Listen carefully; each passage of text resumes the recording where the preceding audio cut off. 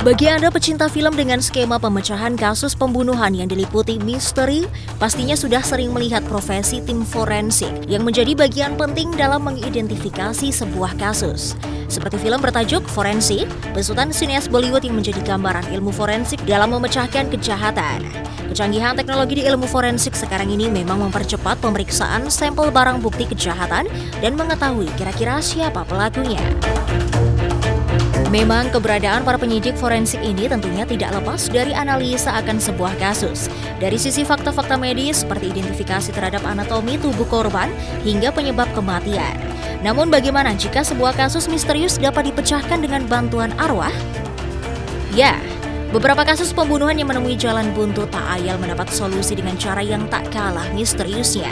Dan berikut asal muasal akan mengajak Anda menelusuri sejumlah pemecahan kasus dengan jalan tidak biasa yang pernah tercatat di dunia dalam jelajah waktu dan cerita.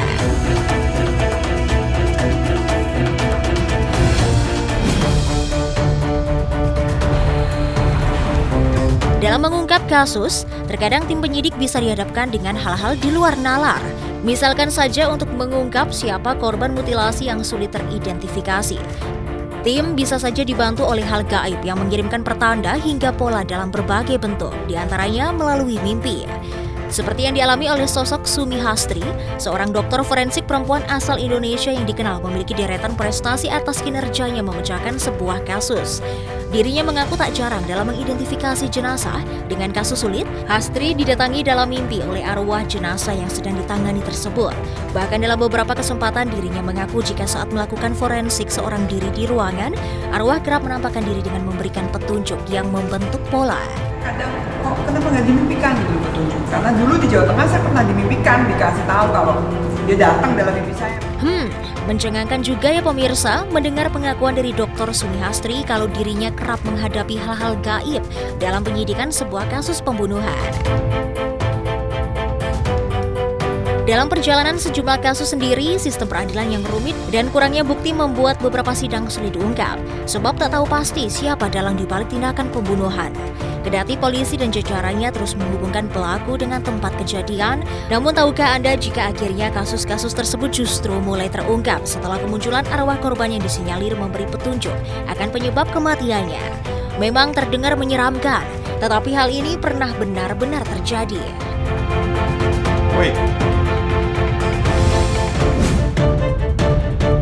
Seperti kejadian pada musim dingin tahun 1897, Zona Hester Sue, seorang perempuan asal Greenbrier Country, West Virginia, dilaporkan meninggal dunia karena kecelakaan. Hal itu merujuk pada hasil otopsi yang sudah dilakukan. Sang ibu, Mary Jane Hester, sudah ikhlas akan kepergian anaknya. Namun suatu hari, sesosok perempuan yang menyerupai Zona Hester Sue datang menghampiri dirinya dan menanyakan kabar. Selama 4 hari berturut-turut, hantu Zona selalu menemui ibunya dan menjelaskan kematiannya bukan karena kecelakaan. Bahkan sosok hantu itu mengatakan bahwa pelaku pembunuhan adalah ayahnya sendiri yang bernama Edward Stribling Trotsue. Mengetahui petunjuk tersebut, tim dokter melakukan otopsi ulang dan melihat ada bekas luka di bagian leher.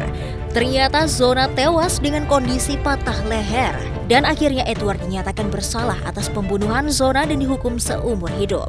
Namun baru 3 tahun menjalani hukuman, Edward meninggal karena penyakit yang ia derita. Kasus arwah yang menunjukkan pelaku pembunuhan juga dialami seorang wanita bernama Maria Marten pada tahun 1828 silam.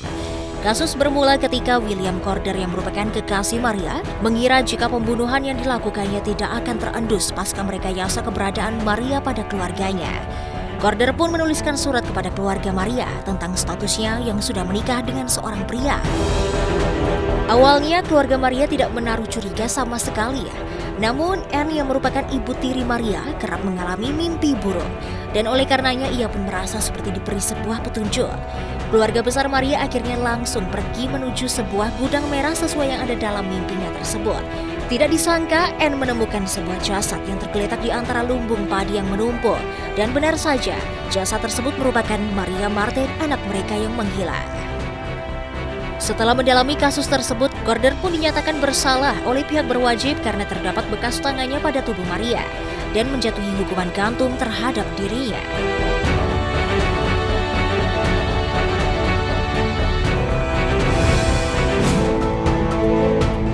Terkait penyelidikan polisi dalam kasus pembunuhan atau orang hilang terkadang menemui jalan buntu karena sedikitnya jejak yang mampu ditemukan.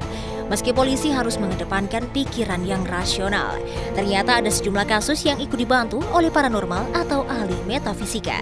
Seperti kisah menarik dari Ethel Louise Smith yang justru terjerat hukum akibat penglihatan yang didapatnya. Diceritakan dalam sebuah wawancara bersama Oprah Winfrey bahwa berawal dari dirinya yang menonton berita seorang perawat bernama Melanie Uribe yang menghilang. Dia yang merasa dapat melihat kasus dan pelaku pembunuhan dari kemampuan supranaturalnya itu pun, ia pergi ke kantor polisi dan meminta mereka mencari mayatnya di Los Angeles. Benar saja, perawat 31 tahun itu ditemukan tewas dalam kondisi mengenaskan. Namun Smith malah ditangkap karena dicurigai sebagai pelaku pembunuhannya. Ia pun mendekam di penjara selama 4 hari hingga akhirnya pembunuh aslinya tertangkap. Tak tinggal diam, Smith menggugat Departemen Kepolisian Los Angeles dan memenangkan kasus salah tangkapnya.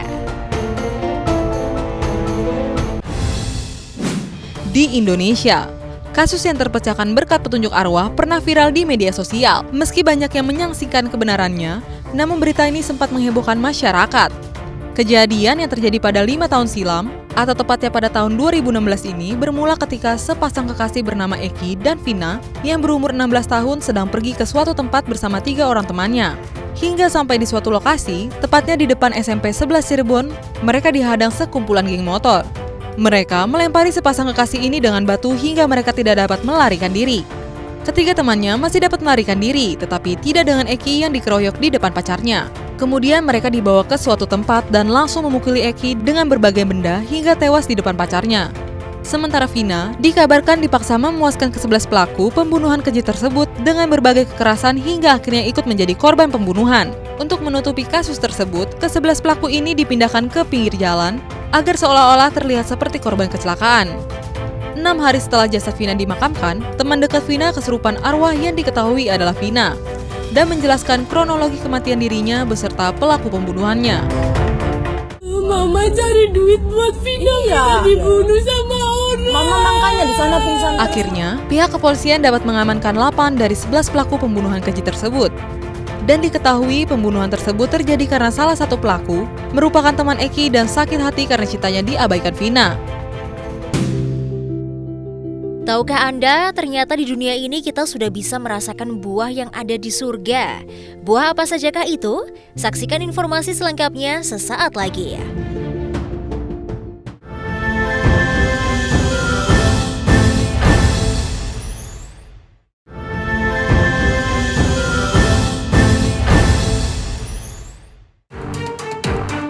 Surga menjadi gambaran dari segala kenikmatan yang didambakan oleh semua orang di dunia. Tak ada kesedihan, kesulitan, sakit, dan lapar. Allah Subhanahu wa Ta'ala pun menggambarkan kenikmatan dalam surga dengan begitu jelas dan terperinci hingga menjadikan hambanya yang beriman berlomba-lomba untuk masuk ke dalamnya. Tapi sesungguhnya Allah Subhanahu wa Ta'ala telah menurunkan beberapa nikmatnya di dunia untuk kita cicipi saat ini. Salah satunya adalah berbagai macam buah-buahan lezat yang telah digambarkan dalam kitab Al-Quran. Dan kali ini, Asal Muasal akan mengajak Anda untuk menelusuri jejak sejarah di balik buah yang ada di surga dan disebutkan dalam Al-Quran, serta kegunaannya untuk kita. Tentunya dalam jelajah waktu dan cerita.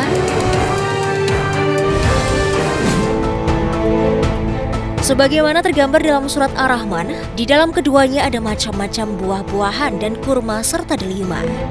Buah kurma sendiri kaya akan nutrisi yang baik untuk tubuh karena mengandung sejumlah vitamin, mineral, dan serat. Bahkan untuk kurma kering dipercaya mengandung lebih banyak kalori yang berasal dari karbohidrat. Belum cukup sampai di situ, dalam 3,5 ons kurma saja terdapat 7 gram serat yang dibutuhkan tubuh. Ada pula sebuah studi yang menunjukkan jika seseorang yang mengkonsumsi 7 kurma setiap harinya akan mengalami buang air besar yang teratur. Buah favorit Rasulullah Shallallahu Alaihi Wasallam yang berwarna coklat gelap dan tumbuh di wilayah Arab ini memiliki kemampuan untuk menjaga kesehatan otak dan juga mengurangi resiko penyakit Alzheimer. Lebih lanjut, kurma juga telah diteliti mampu untuk mencegah sejumlah penyakit kronis karena mengandung antioksidan yang mampu melindungi sel-sel di dalam tubuh dari radikal bebas penyebab peradangan dan kerusakan organ. Selanjutnya, ada si buah berwarna merah dengan rasa manis yang memiliki banyak manfaat. Buah, biji, dan kulit delima mengandung hal-hal baik, misalnya saja serat, protein, vitamin C, vitamin K, folat, dan juga kalium. Bagi Anda pecinta jus pun bisa mencoba jus delima yang menjadi sumber fruktosa, sukrosa, dan glukosa yang baik. Dalam mengkonsumsi buah delima, mungkin Anda butuh perjuangan karena biji yang banyak. Tapi buah ini memiliki keistimewaan yang tidak bisa dilewatkan para wanita, misalnya saja khasiatnya untuk menyehatkan kulit. Kaya akan antioksidan, buah delima pun mampu menjauhkan bakteri dan infeksi dari permukaan kulit. Kupasan kulit delima juga bisa melawan jerawat hingga mengembalikan keseimbangan pH kulit. Maka tak salah jika produsen skincare pun menggunakan buah delima sebagai bagian dari formula mereka.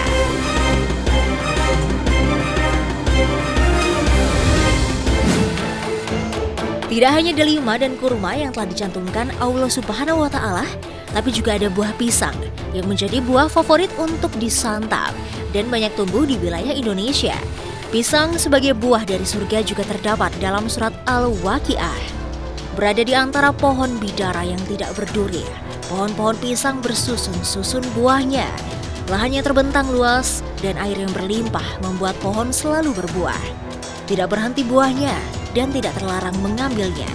Pisang juga disebut sebagai buah kehidupan, lantaran buah berkulit kuning ini mempunyai kalium yang banyak kegunaannya, dimulai dari menjaga kesehatan jantung sampai memperlancar pengiriman oksigen ke otak.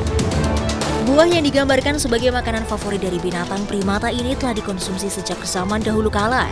Bahkan kata pisang berasal dari bahasa Arab yaitu maus dan dimasukkan ke dalam keluarga Musaceae oleh Linnaeus, seorang ilmuwan Swedia dan merupakan bapak taksonomi modern, sebagai penghargaan kepada Antonius Musa, yakni seorang dokter pribadi Kaisar Romawi Octaviani Agustinus yang menganjurkan untuk memakan pisang. Itulah sebabnya dalam bahasa Latin, pisang disebut sebagai Musa paradisiaca. Menurut sejarah, pisang berasal dari Asia Tenggara, kemudian disebarkan ke Afrika Barat, Amerika Selatan, dan Amerika Tengah oleh para penyebar agama Islam. Selanjutnya, pisang menyebar ke seluruh dunia, meliputi daerah tropis dan subtropis. Bahkan di Indonesia, pisang termasuk tanaman serbaguna. Semua bagian bisa digunakan dan bisa tumbuh tanpa mengenal musim. Jika berbicara tentang buah-buahan dari surga, maka rasanya tak akan lengkap ketika tidak menyinggung buah tin. Tanaman ara atau tin ini termasuk ke dalam buah-buahan yang istimewa karena menjadi salah satu nama surat dalam Al-Quran, yaitu surat tin. Demi buah tin dan buah zaitun, demi gunung Tursina. Begitulah salah satu bunyi dari surat tin. Tanaman Ficus carica ini diperkirakan memiliki 850 spesies di belahan dunia dan masih berkerabat dengan pohon beringin. Pada umumnya ada 3 jenis buah tin yang dikenal, seperti Caducous, Persistent, dan Intermediate.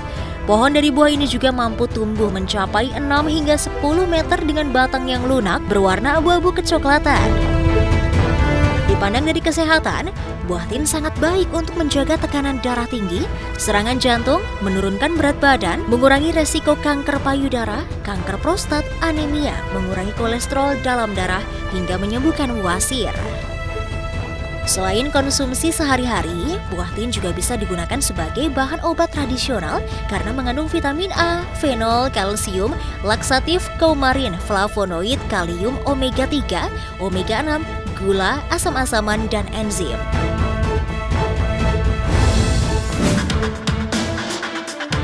Terakhir ada buah zaitun dan anggur. Telah dicantumkan dalam Al-Quran, buah yang berwarna hijau ini menjadi buah yang diberkahi dengan manfaat yang banyak. Di antaranya bisa menjadi minyak dengan cara memeras buahnya, kemudian dijadikan minyak untuk memasak lauk pauk, minyak oles atau juga bahan bakar. Saat ini pun minyak zaitun banyak kita gunakan dalam keseharian, terutama dalam hal masak-memasak. Sama halnya dengan buah zaitun, anggur menjadi buah yang dicantumkan dalam Al-Quran. Lalu dengan air itu kami tumbuhkan untuk kamu kebun-kebun kurma dan anggur. Di dalam kebun itu kamu memperoleh buah yang banyak dan sebagian dari buah-buahan itu kamu makan. Secara medis pun anggur menawarkan segudang manfaat, misalnya untuk meredakan gangguan sistem pencernaan, meminimalisir stres, dan dianjurkan bagi penderita liver serta ginjal. Itu tadi buah-buahan yang disebutkan dalam Al-Quran dan berasal dari surga, di mana kenikmatannya bisa kita rasakan sekarang.